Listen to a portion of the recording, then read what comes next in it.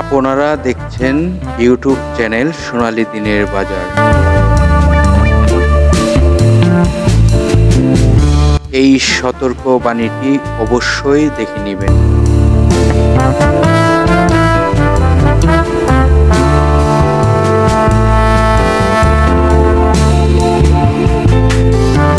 আসসালামু আলাইকুম সম্মানিত বিনিয়োগকারী ভাই ও বোনেরা, আশা করি সবাই ভালো আছেন। আজকের ভিডিওর টপিক কি আপনারা ইতিমধ্যেই ফলো করেছেন এবং টেনশনও রয়েছেন কি এই ভিডিওর টপিক কি।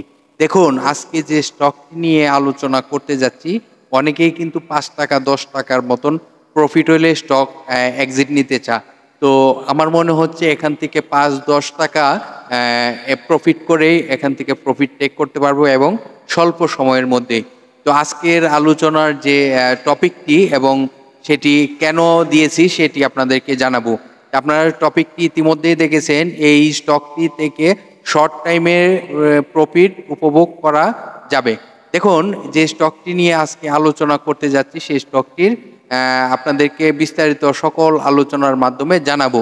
তো আজকের আলোচনার স্টকটি হলো EHL, এটি ইস্টার্ন হাউজিং লিমিটেড। এই কোম্পানিটি কেন আজকে আলোচনা করতে যাচ্ছি সেটি আপনারা অবশ্যই বুঝতে পারবেন এবং এই স্টকটি কেন এই মুহূর্তে বাড়ার সম্ভাবনা রয়েছে সেটিও কিন্তু আপনাদেরকে দেখাবো।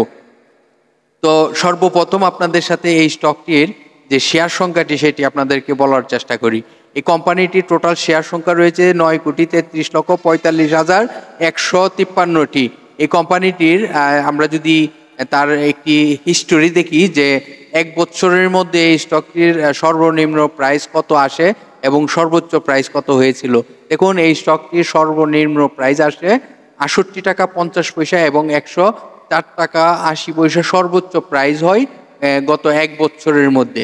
এই কোম্পানিটি আপনারা সকলেই জানেন যে তাদের ডিভিডেন্ড হিস্ট্রিটি খুবই ভালো অবস্থান রয়েছে। গত বছরও এই কোম্পানিটি 25% ক্যাশ ডিভিডেন্ড দিয়েছিল। আবার এই কোম্পানিটির যদি আমরা জানি যে কত সালে বাংলাদেশ পুঁজিবাজারের তালিকাভুক্ত হয়েছে, এই কোম্পানিটি বাংলাদেশ পুঁজিবাজারের তালিকাভুক্ত হয়েছে 1994 সালে এবং এই কোম্পানিটি এক ক্যাটাগরিতে তার লেনদেন চলিতেছে।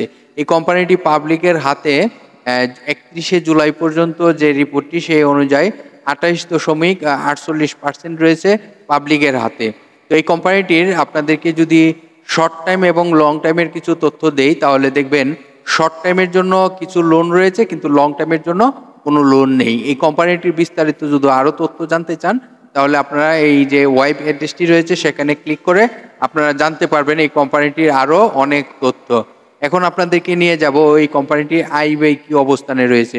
এই কোম্পানিটি আপনারা সকলেই অবগত রয়েছেন যে এই কোম্পানিটির 82 টাকা 28 পয়সা তার ন্যাব রয়েছে, যেটি পার শেয়ার সম্পদ মূল্য। এই কোম্পানিটি জুন ক্লোজিং এবং এই কোম্পানিটির 3টি আর্থিক প্রতিবেদন প্রকাশ করা রয়েছে, যেখানে ফার্স্ট কোয়ার্টার আয় রয়েছে 1 টাকা 18 পয়সা, সেকেন্ড কোয়ার্টারে আয় রয়েছে 2 টাকা 7 পয়সা এবং থার্ড কোয়ার্টারে আয় রয়েছে 1 টাকা 45 পয়সা।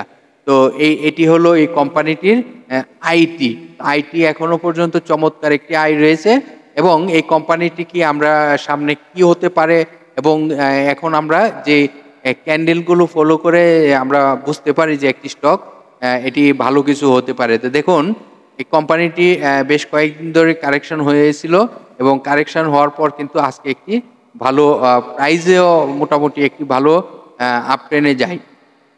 তো এখনও কিন্তু আপট্রেনটি কনফার্ম হয়নি, তবে এখন এই স্টকটি থেকে এই মুহূর্তে আমাদের মনে হচ্ছে যে এখান থেকে বিনিয়োগ করে শর্ট টাইমের মধ্যে একটি ভালো প্রফিট করা যাবে। প্রফিটটি 5 টাকা 7 টাকা 10 টাকার মতনও হতে পারে শর্ট টাইমের মধ্যে। তো এই স্টকটি আপনারা দেখতে পারেন। আমার মনে হচ্ছে যে ক্যান্ডেলগুলো এবং যে টুলসগুলোর মাধ্যমে আমরা বুঝতে পারি একটি স্টক ভালো হওয়ার পথে যায়, সেই অবস্থানটি কিন্তু স্টকটিতে রয়েছে। আর যদি এই কোম্পানিটির আরএসআইটি বলি, আরএসআইটি এখনও সুন্দর একটি আরএসআই রয়েছে, যে আরএসআইটি গতকালকের যে ক্লোজিং সেই ক্লোজিংয়ের আরএসআই ছিল 56.44। তো এখনও স্টকটি ভালো হওয়ার পথে যাচ্ছে। তো এই মুহূর্তে যারা এন্ট্রি দিতে পারবে তারা কিন্তু আসলে শর্ট টাইমের মধ্যে প্রফিট করার সম্ভাবনা দেখা যাচ্ছে। তো স্টকটির বিষয়ে আপনারা অবশ্যই বুঝতে পারছেন এবং আপনারা নিজেরা নিজেদের মধ্যেই কিন্তু একটি আলোচনা এবং যাচাই বাছাই করে স্টকটিতে বিনিয়োগ করতেও পারেন। জাস্ট আপনাদেরকে স্টকটির যে প্রাথমিক অবস্থা ধারণা দেওয়ার প্রয়োজন, সেই ধারণাটি দেওয়ার চেষ্টা করলাম। এবং স্টকটি কিন্তু এখনো যে হাই প্রাইস হয়ে গেছে এরকমও প্রাইসও হয় নাই।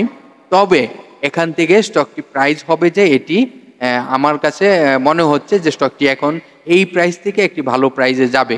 এবং যে প্রাইসটি আপনাদেরকে বললাম যে ৳৫, ৳৭, ৳১০ মতনও শর্ট টাইমের মধ্যে প্রফিট দিতে পারে। তো স্টকটি নিয়ে আপনারা যাচাই বাছাই করে তারপর সিদ্ধান্ত নিতে পারেন। ধন্যবাদ সকল বিনিয়োগকারী ভাই বোনেদের।